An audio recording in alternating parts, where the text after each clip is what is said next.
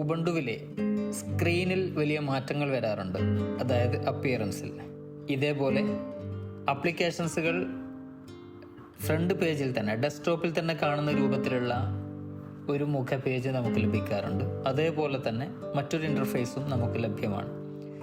പക്ഷേ കുറച്ചുകൂടെ ബെറ്റർ എന്നത് ഈ രൂപത്തിലുള്ള ഇൻ്റർഫേസാണ്. കാരണം നമുക്ക് സെർച്ച് ഓപ്ഷൻ അവിടെയുണ്ട്. ഡയറക്റ്റ് ഏത് ആപ്ലിക്കേഷനാണോ വേണ്ടത് അവിടെ ഒന്ന് ടൈപ്പ് ചെയ്ത് കൊടുത്താൽ മാത്രം മതി. വളരെ എളുപ്പത്തിൽ തന്നെ കിട്ടാനും അതുപോലെ തന്നെ ജസ്റ്റ് ഒരു ക്ലിക്കിൽ നമുക്കത് ഓപ്പൺ ചെയ്തെടുക്കാനും പറ്റും. നേരെ മറിച്ച് മറ്റൊരു ഇൻ്റർഫേസ് ആണെങ്കിൽ സാധാരണ ആപ്ലിക്കേഷൻ പ്ലേസ് എന്നൊക്കെ കാണുന്നത് പോലെ അവിടെ പോയി സെർച്ച് ചെയ്ത് വരണം. ഇനി ഈ മോഡ് വേണ്ടെങ്കിൽ എങ്ങനെയാണത് ചേഞ്ച് ചെയ്യുന്നത് എന്നാണ്.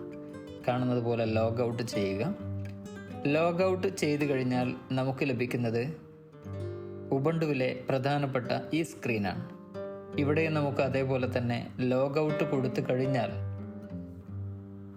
ഓപ്പണിംഗ് യൂസറിലേക്കാണ് പോകുന്നത്. ഗസ്റ്റ് വേണോ അതല്ല ഏത് ടൈപ്പാണ് വേണ്ടത് എന്നാണ് ഇവിടെ ചോദിക്കുന്നത്. നമുക്ക് വേണ്ടത് ആപ്ലിക്കേഷൻ എന്ന ടോപ്പിലുള്ളതാണ് വേണ്ടതെങ്കിൽ മെറ്റാസിറ്റി എന്നതാണ് ഇപ്പോൾ സെലക്റ്റായി കിടക്കുന്നതാണ് നമുക്ക് വേണ്ടത്. പക്ഷേ 2 ഓപ്ഷനും കൂടെ നമുക്കൊന്ന് പരിശോധിച്ച് നോക്കാം. മെറ്റാസിറ്റി സെലക്ട് ചെയ്തതിന് ശേഷം അവിടെ പാസ്വേഡ് ടൈപ്പ് ചെയ്ത് കൊടുക്കുക.